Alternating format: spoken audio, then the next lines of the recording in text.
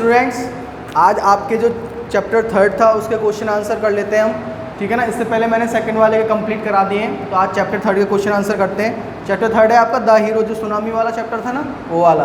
तो आपका first question है, अभी कोई नहीं नोट करेगा, ठीक है ना। मैंने बताया था पहले वीडियो आ जाएगी, वीडियो में आराम से पॉज कर करके नोटबुक में अपनी में नोट कर लेना। आप अभी केवल समझो। तो क्वेश्चन है आपका first, who was Robert Valley, where did he take his students. तो रॉबर्ट वैली ये पूछ रहे रॉबर्ट वैली कौन था और वो अपने स्टूडेंट्स को कहाँ ले गया। भाई रॉबर्ट वैली कौन था एक, तो Robert valley was a English teacher, English teacher था ना जो, एंड ही लिव्ड इन ऑफुनेटो, और वो कहाँ रहता था ऑफुनेटो में।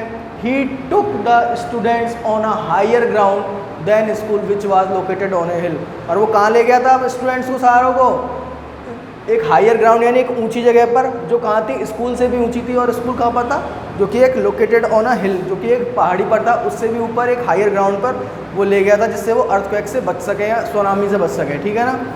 तो नेक्स्ट है आपका, at what time tsunami struck, what did tsunami look like. तो वो बोल रहा है कि सुनामी कितने बजे आई थी और सुनामी किस तरह से लग रही थी। तो एट 2:54 PM सुनामी स्ट्रक, कितने टाइम पे आई थी, 2:54 PM पे।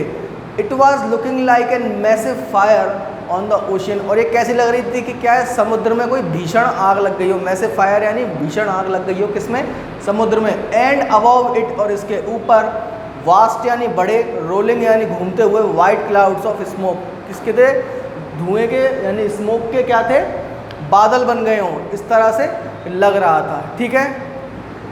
थर्ड क्वेश्चन है आपका, how were Robert Bailey and his students saved from tsunami. अब बोला रॉबर्ट बेली और जो उसके स्टूडेंट्स थे वो सुनामी से किस तरह से बचवाए। इसका आंसर है Robert Bailey and his students move to the higher ground. अभी मैंने बताया था एक ऊंची जगह पर चले गए थे वो, ठीक है ना। देन स्कूल यानी कि जो स्कूल की थी, जो स्कूल से भी एक ऊपर जगह थी हायर ग्राउंड, उससे भी ऊपर वो चले गए। The ground was high enough, और वो जो जगह थी वो इतनी ऊंचाई पर थी, हाई एनफ माने इतनी ऊंचाई पर थी या पर्याप्त ऊंचाई पर थी, that the great wave passed below them, कि जो सुनामी की जो वेव थी यानी लहर थी वो क्या थी, उनके नीचे से निकल गई, यानी कि जो जिस जगह पर थे वो उस जगह तक नहीं पहुंच पाई, उससे नीचे ही रह गई वो, ठीक है। अब आपका फोर्थ क्वेश्चन है, how did Bailey's parents come to know about earthquake and tsunami. तो जो बेली के पेरेंट्स थे जो इंग्लैंड में रहते थे, उनको सुनामी के और अर्थक्वेक के बारे में कैसे पता पड़ा। तो they came to know about earthquake and tsunami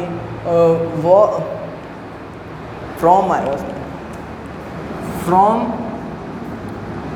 a delivery driver who came to their shop, यानी कि दे केम टू नो, उन्हें पता चला अबाउट अर्थक्वेक यानी भूकंप के बारे में एंड सुनामी के बारे में, from a delivery driver, delivery करने आते हैं ना वो जो, तो वो डिलीवरी ड्राइवर से पता पड़ा, जो कहाँ पर आया था, who came to their shop, जो उनकी शॉप पर आया था। क्लियर है। अब इसका लास्ट क्वेश्चन है, why did Robert considered a hero emerge from the Japanese disaster zone, what did Mrs Ruth said about his son after this incident. तो वो बोल रहा है कि रॉबर्ट को क्या मतलब, रॉबर्ट एक हीरो के रूप में क्यों जाना जाने लगा इस सुनामी वाले जो भी डिजास्टर यानी आपदा हुई थी इसके बाद, ठीक है। और उसके बाद उसकी माँ ने क्या बोला था। तो इसका आंसर है, Robert Bailey saved 43 students from tsunami. भाई उसके साथ वो बता रहा था ना, वो प्रैक्टिस कराने ले गया था, फिर उनको वो ऊपर ले गया। तो रॉबर्ट बेली ने कितने स्टूडेंट्स की जान बचाई थी, 43 की।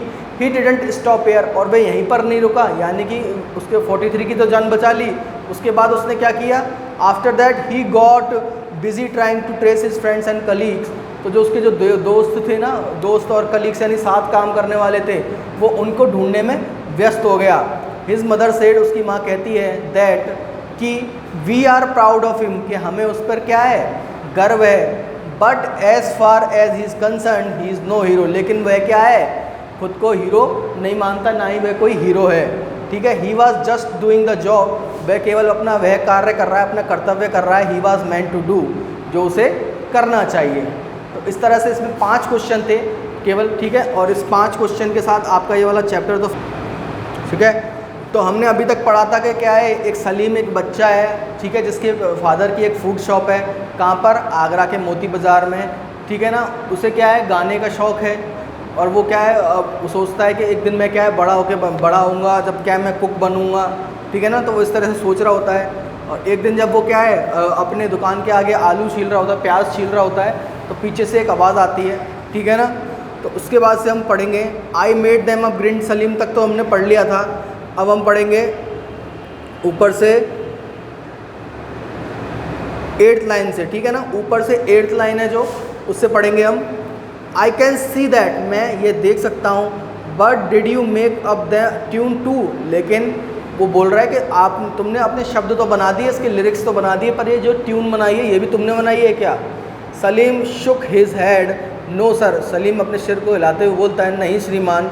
आई हर्ड दैट समवेयर, मैंने इसे कहीं सुना है। A nice tune isn't it, ये एक अच्छी ट्यून है, क्या ये नहीं है। And he humped it again, और वह क्या है, दोबारा गुनगुनाने लगता है। हमड माने गुनगुनाने लगता है। Where did you hear it, तुमने इसे कहाँ सुना है।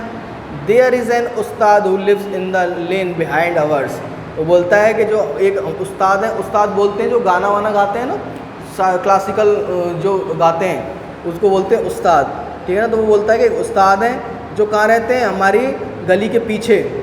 Every morning he practices his music and he often sings this, वो क्या है, वो बोलता है कि हर रोज़ वो क्या करते हैं, प्रैक्टिस करते हैं गाने की, ठीक है ना, रियाज बोलते हैं जिसको, रियाज करते हैं।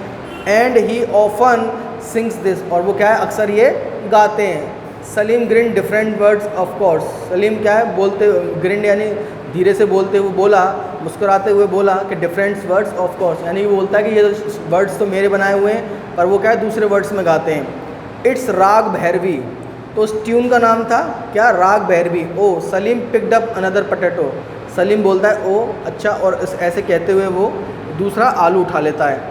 आई डोंट नो अबाउट राग sir, but I never forget a tune, वो बोलता है कि मुझे राग वगैरह की तो जानकारी है नहीं भाई, वो उसको क्या पता था संगीत के बारे में, पर वो बोलता है कि मैं क्या है कोई धुन भूलता नहीं हूँ। The man came and set down near him, वह आदमी आया और उसके क्या है पास बैठ गया।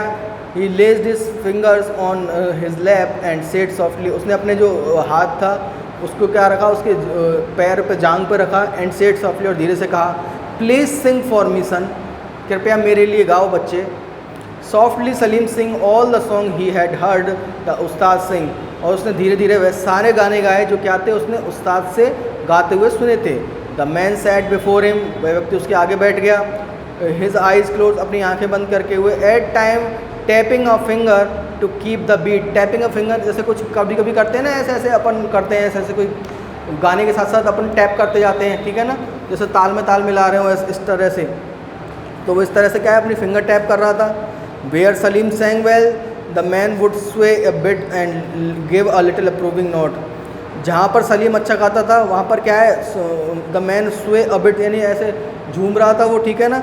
And give a little approving note, और उसे मंजूरी देते हुए, क्या मंजूरी यानी सिर में हाँ मिलाते हुए सिर हिला रहा था।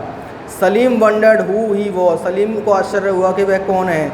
ही वोर अ सिंपल सिल्क रोब and pyjamas and had wrapped a shawl around him, रोब बोलते बेटा लबादा टाइप होता है, कोट टाइप में, ठीक है ना। उसने क्या पहन रखा था, एक सिल्क का लबादा टाइप कोट टाइप पहन रखा था। एंड पजामाज एंड, और क्या पहन रखे थे, पजामा पहन रखे थे। And had a wrapped a shawl around him, और अपने चारों तरफ क्या था, रैप यानी लपेट रखा था, क्या एक शॉल, रैप्ड माने लपेटा हुआ था, क्या शॉल लपेटा हुआ था।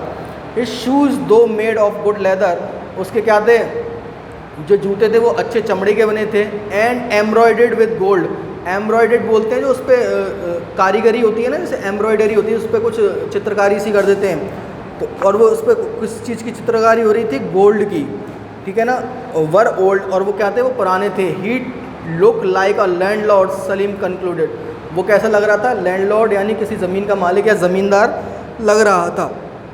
Finally Salim took a deep breath, अंत में सलीम एक गहरी सांस लेता है। And sang his favourite tune, और अपनी जो फेवरेट ट्यून थी वो गाता है। It always made him think of cloudy skies and the smell of wet earth, यानी कि ये ट्यून से किसकी याद दिलाती है, ऑफ क्लाउडी स्काइज यानी बादलों से भरा हुआ आसमान। And the smell of wet earth, जब यानी कि जब पहली बारिश पड़ती है ज़मीन गीली हो जाती है, जब खुशबू आती है ना, तो मुझे उसकी याद दिलाती थी। After the first shower of rain, यानी पहली बारिश के बाद, ठीक है। तो इस यहाँ तक हमने पढ़ लिया है, कल इससे नेक्स्ट पढ़ेंगे। अभी इसमें कोई प्रॉब्लम है तो पूछो।